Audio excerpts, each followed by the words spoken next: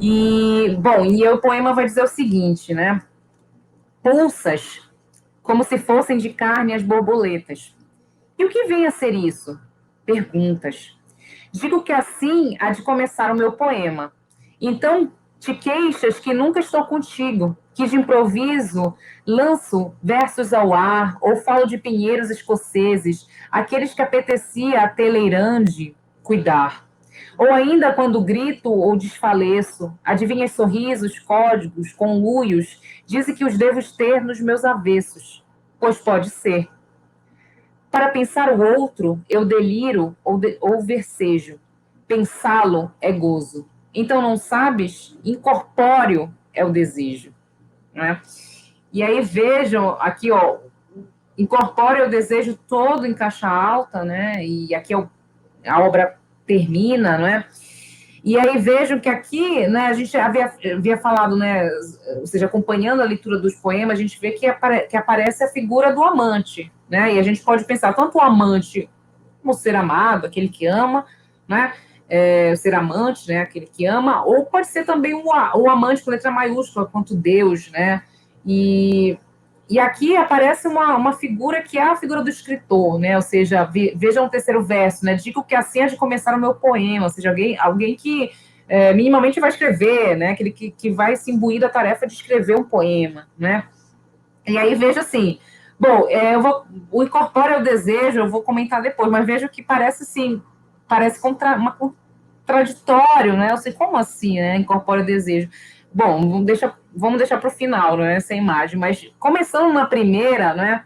No primeiro verso, pulsas como se fossem de carne as borboletas, né? E aqui já parece assim estranhíssimo, né? Parece algo muito insólito, né? Ou seja, as borboletas como se pulsas como se fossem de carne as borboletas, né? Então a gente sabe que as borboletas são seres por natureza invertebrados, né? Mas aqui veja como ela ganha essa dimensão terrena e aí ela então adquire pelo simples fato de adquirir serem feitas, né? Melhor dizendo, serem feitas de carne. Né? Então, elas ganham essa dimensão terrena. Então, algo que estaria em um plano etéreo, né?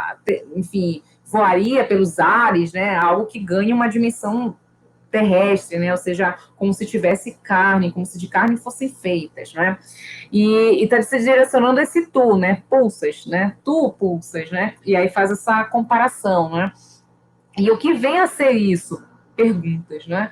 Ou seja, aqui o leitor fica só perguntas, né? Ou seja, tentando aqui compreender, né? Decifrar aqui os sentidos possíveis desse poema, né? E o que vem a ser isso? Perguntas, né? E aí digo que assim é de começar o meu poema, né? E aí veja, o poema já começa, ou seja, não tá, eu vejo assim um pouco, assim, o poema não tem, né, a poesia de modo geral não tem esse compromisso com fazer sentido dentro de uma lógica humana, né? Ou seja, é algo que transcende completamente, né? E aqui a gente já vê que o que vem a ser isso, me explica, perguntas, né? Ou seja, não necessariamente vão ser respondidas, né? O poema, vejam, a pergunta sobre o que é o desejo, né? Qual é o ser do desejo, não é? Não necessariamente vai ser, como você faz, não necessariamente vai ser explicado, né? É como se o poeta dissesse assim, eu não tenho nenhum compromisso de responder essa pergunta, né? E é algo que perguntas vão ficar, né? E eu acho que é isso que alimenta também, né? O desejo é que é algo que não tem respostas, não é? É algo que que vai sempre mobilizar, né? Tanto é que, como eu falei lá no início, né, a Safo de Lesbos está desde lá na antiguidade grega, ela já fazia, né, já estava ali mobilizando o desejo, né, enfim, nas suas criações, ou seja, quanto mais também foi criada até chegar agora na Hilda, né, aqui no século XX, aqui né, numa obra que foi publicada em 92, não é? Então vejam que é isso, perguntas, não é? Então te queixas que nunca estou contigo, né, que de improviso lanço versos ao ar, né? E aqui está falando essa dimensão da criação, né? Que é algo que se faz de improviso, né? Vai lançando ao ar, né? Ao ar como as borboletas, né? Pode fazer aqui né, uma associação aqui, né? E aí vejam, depois o seguinte verso vai falar: ou fado de pinheiros escoceses, né? Aqueles que apetecia a Talleyrand, eu nem sei se eu estou falando corretamente, Talleyrand, né? Cuidar, né? E aí eu fui, assim, isso aqui eu falei, meu Deus, né? Que é isso, né? E aí eu fui pesquisar, né? O Talleyrand é um general, né?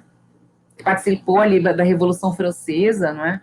E a Hilda, ela fala numa entrevista, né, que vocês podem ter acesso naquela obra Fico Besta Quando Me Entendem, ela fala numa daquelas entrevistas que ela é aficionada pela Revolução Francesa, ela ama ler, então assim, a Hilda tinha uma biblioteca muito vasta e ela lia de tudo, né, e aí ela fala numa dessas entrevistas que ela gosta muito de ler sobre a Revolução Francesa, né, ou seja, essa dimensão da guerra, do conflito, não é algo que inclusive na obra dela tem muita, nas obras que eu estudo, por exemplo, Turnos Novos de Ti, não é, que eu falei no início, Obsessão Ser AD e Comensais de Cão, há essa referência, né, não por vezes direta, por vezes indireta, a guerras, né, então é algo que chama bastante a atenção dela, né, e vejam, e aí, aí eu queria comentar algo assim que, lembra, no poema anterior, eu trouxe a referência do Bataille, né, para ajudar, né, para auxiliar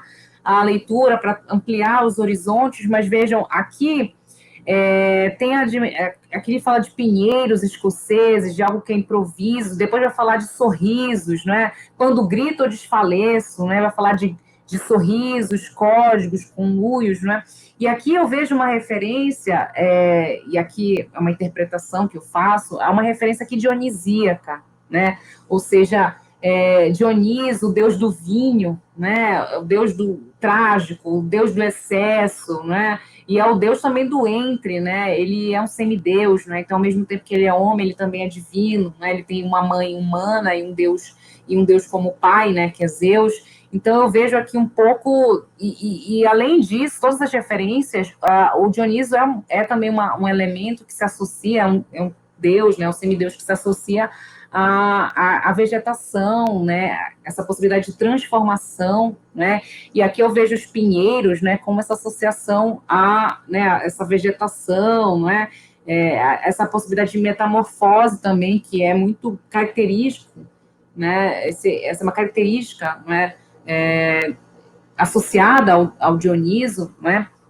E a referência ao vinho, né, na capa, me chamou também a atenção para isso, né? Me deu quase como um clique, né? Eu acho que e eu vejo assim, eu estudo o erotismo trágico na obra da Hilda e eu vejo muitos elementos, né, para pensar assim esse contexto trágico, não é? E fazendo esse diálogo com a mitologia grega, que particularmente me interessa muito, né? Eu sou também fascinada pela mitologia grega, e aí eu vejo muitos elementos dionisíacos na obra da Hilda. Né? Há elementos cristãos, né, signos cristãos, como até a Cláudia colocou aqui, mas eu vejo também muitos signos pagãos e aqui da mitologia, né? Então eu vejo aqui nesses sorrisos, códigos, colunas, eu vejo uma referência aqui a Dioniso, né? Que é um deus da máscara também, né?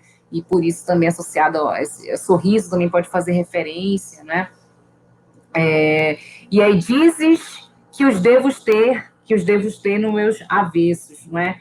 Ou seja, e a gente vê aqui que a gente fez na leitura desses poemas, né, o quanto há esse jogo, né, entre esferas opostas, entre polos opostos, né, que a Hilda, né, e a obra dela vai fazendo esse trânsito, né, lembrem, entre o alto e o baixo, né, entre, enfim, o etéreo e o terrestre, a borboleta que é de carne, né, então vejam, né, o Luciano falando de permanência e impermanência e constância, né, ou seja, esses pares, não é? E aqui vejam, dizes o que eu devo ter nos meus avessos, então é tudo algo que vem pelo avesso também, né? Ou seja, a vida vem com a morte conjuntamente, não é? E o Dioniso é esse semideus também, né? É alguém que é ao mesmo tempo humano e divino, não é? Bom, e aí diz depois, né? Pois pode ser, né? Ou seja, a dimensão da criação é a dimensão da possibilidade, né? Tudo pode ser, né? É igual aquele poema, né? Aquele poema lá, o que a gente leu, né? Que diz assim: se você disser pode ser, né? Se você está dizendo, pode ser, né? Então, o campo da criação é esse campo da possibilidade, daquilo que pode ser, né? E aí diz, para pensar o outro, né? Esse outro com letra maiúscula, né? Que pode ser Deus, né? Eu deliro ou versejo, né? E aí a dimensão, né? Ou seja, tanto do desejo enquanto delírio, né, enquanto excesso, enquanto aquele transbordamento do corpo, mas ou pode ser também o versejar, né, a dimensão da escrita, né, esse desejo que se expande na dimensão da palavra, não é? Da imaginação, né, daquilo que se coloca no papel, né? Eu digo que assim há de começar o meu poema, né? E, e aí, então, essa dimensão do desejo, e aqui para mim parece bastante, né, vamos dizer, clara nessa referência tanto ao desejo quanto ao delírio, né, do corpo, né, desse instante erótico, né, de consumação dos corpos, quanto da dimensão da escrita, do versejar, né? E ele diz pensá-lo, né, pensar esse outro, né, vejo aqui a letra maiúscula, né, no lo, pensá-lo é gozo, né?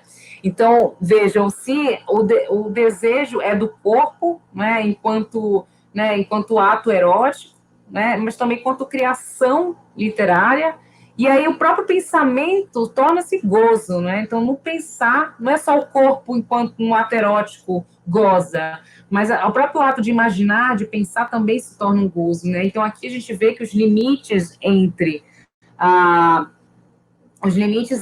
a, a palavra e o corpo perdem completamente, né? Então, entre o que é sexo e o que é criação literária, né? O que é palavra, o que é corpo, enfim, ele se forma uma única possibilidade aqui, né? Enfim, né? Não há limites demarcados entre uma coisa e outra, né? E aí então o verso continua. Então não sabes, né? De novo essa pergunta, né? Ou seja, sempre o tom de pergunta, né? Marcadamente, né? Ao longo dos poemas, né? Incorpóreo é o desejo, né? E aí pode parecer estranho, né? Porque, poxa, mas o desejo é corpo, né? O desejo é corpóreo, né? Por que incorpóreo, né? E aí eu leio assim da seguinte forma e vejo assim, o desejo ele não se limita, claro, o desejo é algo que acomete o corpo, né? Tomas-me o corpo, claro que é algo que se consuma na dimensão do corpo, mas ele não se limita a um corpo apenas, não é? Ele não, embora seja uma voragem que nos habita, ele não se esgota em nenhum corpo, né? Então por isso ele é incorpóreo, ele é indomesticável, ou seja, ele não se resume, ele não se esgota, não se finaliza em um corpo, não é? Ele é muito maior do que isso, né? Por isso que a pergunta do que é o desejo fica, ou seja, é irrespondível, né? Ela não se responde. E por isso ele é incorpóreo, ou seja, ele não cabe em um único corpo, como ele não vai caber em 10 poemas, em 20, 30, enfim, não vai caber numa definição, não vai caber num corpo, não vai caber numa palavra, não vai caber num poema, numa imagem. Ele continua indefinido e incorpóreo,